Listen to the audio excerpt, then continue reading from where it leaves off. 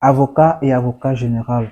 Nombreux sont ceux qui se posent très souvent la question de savoir quelle est la différence qui existe entre ces deux acteurs dans le système judiciaire de manière générale.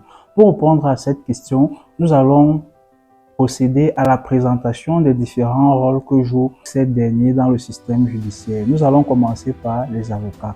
Alors, il faut dire que les avocats sont les auxiliaires de justice qui sont chargés d'assister, de représenter, de défendre de manière générale les intérêts des justiciables devant les cours et les tribunaux. Les avocats sont également chargés de suivre l'exécution des décisions de justice. Ils assurent le rôle de conseil.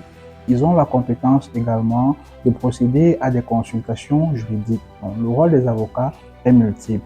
Il faut dire que les avocats interviennent dans diverses matières, aussi bien en matière pénale, en matière civile, qu'en matière administrative.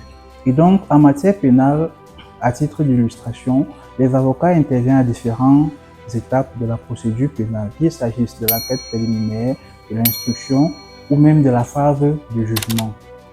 En matière pénale, toujours, il faut indiquer que on peut avoir les avocats aussi bien au niveau de la défense, c'est-à-dire des accusés, ou bien des prévenus selon la nature de l'infraction, qu'au niveau de la partie qui introduit l'action en justice, la partie civile. Et donc, à côté donc des avocats de la partie civile, on a le procureur de la République. Mais avant d'entamer le rôle du procureur de la République, il convient de dire que les avocats, qu'il s'agisse celui de la partie civile ou bien de celui de la défense, ils défendent des intérêts individuels. À côté des avocats de la partie civile, on a le procureur de la République. En matière pénale, ces deux acteurs, c'est-à-dire l'avocat de la partie civile et le procureur de la République, constituent l'accusation. Et donc, le procureur de la République, au niveau des instances, est l'autorité en charge de la mise en mouvement de l'action publique et de son exercice. C'est-à-dire que le procureur de la République peut s'autosaisir lorsqu'il y a une infraction.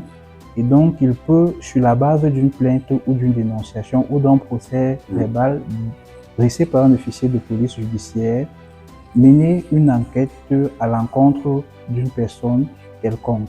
Donc, on a les procureurs de la République aussi bien au niveau du tribunal de première instance qu'au niveau du tribunal de grande instance. Maintenant, lorsqu'on monte au niveau des juridictions d'appel, au Cameroun, on en a 10. On a les substituts généraux, on a les avocats généraux et on a le procureur général. Et donc, vous avez certainement entendu parler de l'avocat général. L'avocat général est donc en réalité l'équivalent du procureur de la République, mais au niveau des juridictions qui ont un rang de cour. Et au Cameroun, en dehors des cours d'appel, on a aussi une juridiction comme le tribunal criminel spécial qui dispose aussi bien des substituts généraux que des avocats généraux et du procureur général. Et donc, à la différence des avocats, les avocats généraux défendent les intérêts collectifs.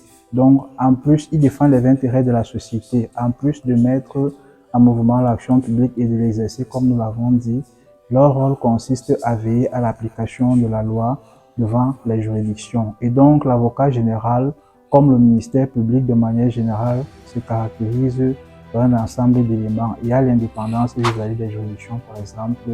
Il y a la question de la subordination hiérarchique parce qu'il a ses supérieurs, notamment le procureur général, et lorsqu'on monte un peu plus loin, même le ministre de la Justice, ce qui est différent des magistrats, par exemple, du siège. Donc, en fait, ces éléments-là qui permettent de distinguer l'avocat de l'avocat général. Donc, nous espérons que cette vidéo vous a aidé. Merci et restez connectés.